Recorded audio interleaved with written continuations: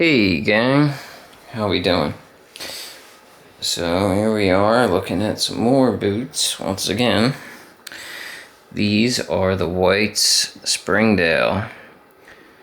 This is a newer offering from White's. I think I've only seen come across one short video on these thus far, so I figured I'd show them off a little bit. I got these as a Father's Day gift for my dad, and through the White's Father's Day sale, their semi-annual sale, which is generally like between 15 and 20% off on all their stuff, through White's and through Baker's Shoe Co. website. So what we have here is a Seidel British tan upper. I also like the White's MPs I did. These are also Seidel double shot, and these are just black. And those were my two choices. I was either going to get black or this brown double shot. And so I went with brown just so it's a little different and maybe see a little bit more of like the pull up and stuff. You see there definitely is pull up in this boot. They're pretty dark for a double shot. I've seen some more light caramel color double shots, like more creamish color, almost like this Welt would be. But yeah, these are on the darker side out of the box, so they may only get darker from here. Speaking of the Welt, so yeah, leather Welt, but this is, unlike most White's boots, which are a stitch down design, these are 360 degree Goodyear welted, which is not usual for Whites, but they do have some cheaper models like these that offer that. Now I think normally this is like a $360 boot, or maybe even more. It may come out, I think it may come out to like $680 shipped. Or I'm totally wrong. Did I just say that? $680? $380. It's a $360 boot that may come out to $380 shipped. That's what I meant to say. But with the sale, they were like $306 plus shipping. So my dad has never had any kind of boots like this, or any kind of shoes like this. So I wanted him to experience it and see what he thought. You know, he kind of goes through boots and really uses the crap out of them. So wanted him to try something quality from the oldest boot brand in America still. So you have the standard current branding here. The White's Handmade, Spokane, Washington, which is where these are made. All eyelets, you'll see. The tongue is not gusseted very far. I wouldn't even call that half gusseted. So that was kind of eh. And then the inside, you have this kind of labeling, which is like made in the USA with globally sourced components. So usually doesn't say that for anything. So I don't know what on here is not from America. It's probably this. These come with a separate insole here. It's kind of bubbled on the you can see it, padding kind of protrudes out right off the heel, and you could pull these out, I suppose, and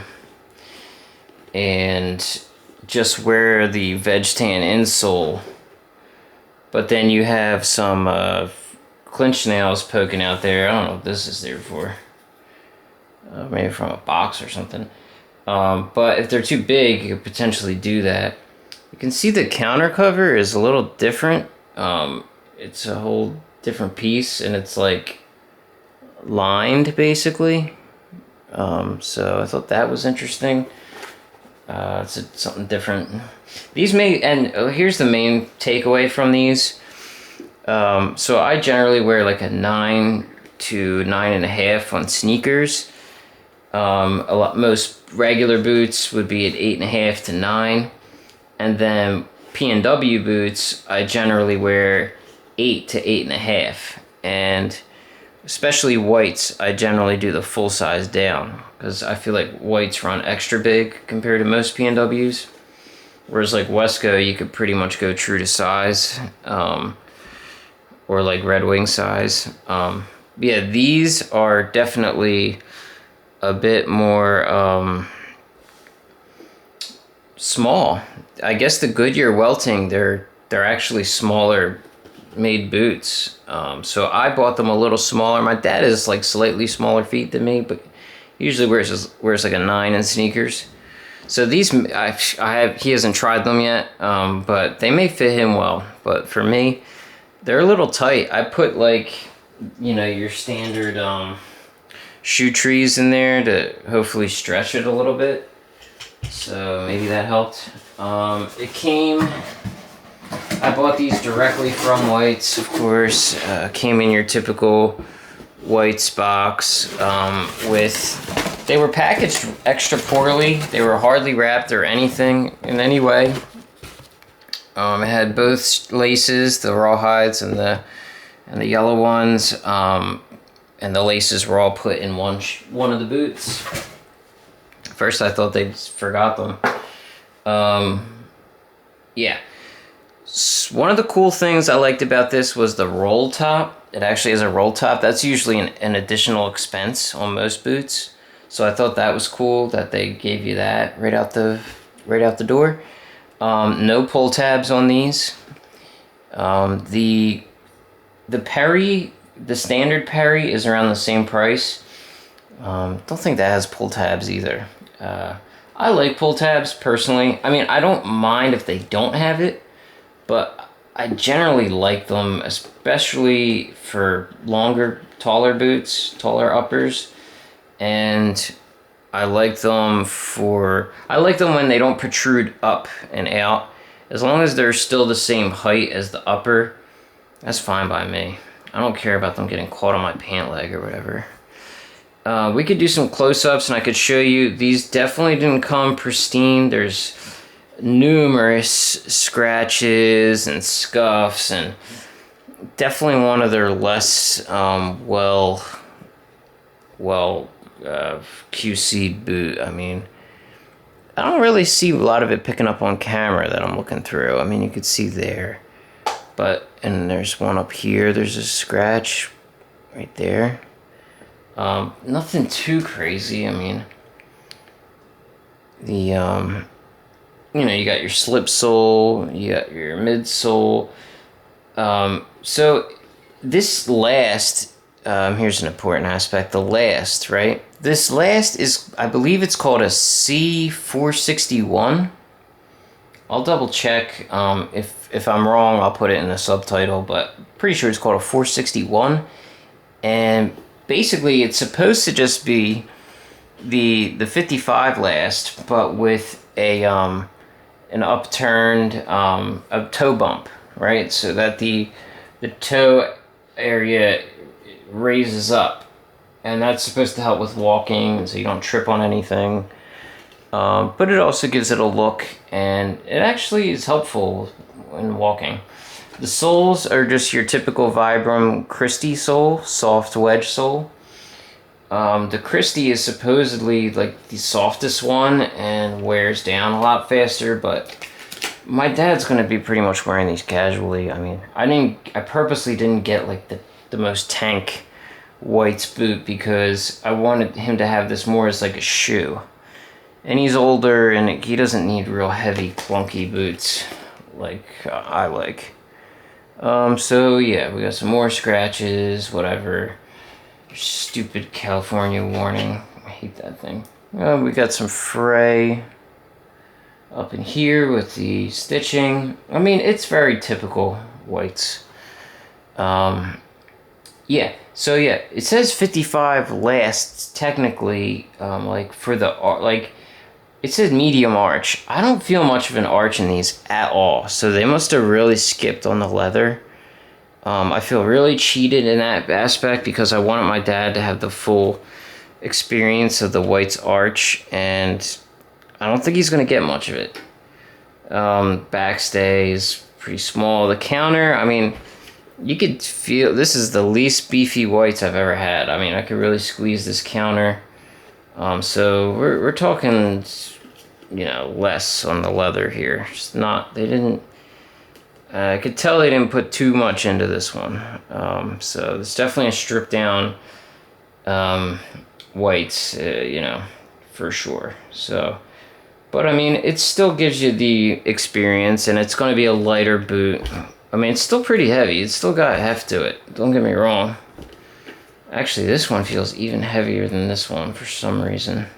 I guess they put a little more meat under the hood in this one, but yeah, I mean, the leather is super supple and soft. I mean, I think double shot is pretty nice. You know, it's just not shiny like Chrome Excel, but you don't always want that, so I think it works out good. I mean, my MPs, I maybe would have got this color, so definitely happy with the color. It's just a little scuffed, but as long as they fit him, I think he'll like them and it'll be a success. I just am worried that they'd be a little too small because, you know, I wanted to make sure that he got a snug fit, so they weren't too extra like big on him because they are heavier being this kind of boot. So I wanted them to be a snug fit, and I knew he had a slightly smaller foot, but I feel like I overdid it. I didn't take into account that the Goodyear welted versions of their boots run a little bit smaller, a little more true to size, but I thought with the 55-ish arch that it would work out, but I don't know, we'll see. I guess by the time I edit this video, I'll find out if I have to exchange them for another pair or not, but hopefully he'll get by with these. You know, this kind of leather should stretch a little bit too. So, and I think he likes a tighter fit, but for me, they'd be a little too snug, I think. So, it's kind of a shame, but maybe if they were, it's mostly the width. I think if they were just a little wider, they would have worked out better. It's mostly width. The length is fine for me. And this is just to give you a little close-up of the quality. I mean, these have never been worn. Never been worn outside. So the quarter is pretty good, but the counter, the vamp, look at all that. A lot of shit going on with these. Look at this little burn mark up here. Look at that big scuff on the counter. I mean, maybe it gives it some character, whatever, but God, it is kind of crazy when you get brand new boots and they're like that. Stitching on this end is pretty good. I mean, this is essentially one of their cheapest models, if not their cheapest model. Just about. But I've never had that much scuffing. Definitely had some scuff stuff, but not to this degree. I mean, I guess look at that. I guess my MPs are, my black MPs, you know, can hide a lot of this a little better, but just want you guys to see what you're getting into when you buy a pair of whites. I mean, they're not necessarily pristine out the box. That is for sure, and it's no secret. I mean, everyone knows this, but if you don't know whites, that's what happens with these. Just for reference, here's the difference in the toes for my ranchers. I put that big scratch in there, by the way, but you can see how much more almond shaped this last is than the rancher. It's nice and wide. 4811 last.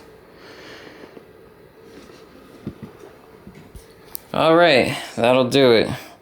That's the Springdale. Until next time, I'll show you my whites CF Stead MPs. Alright, bye-bye.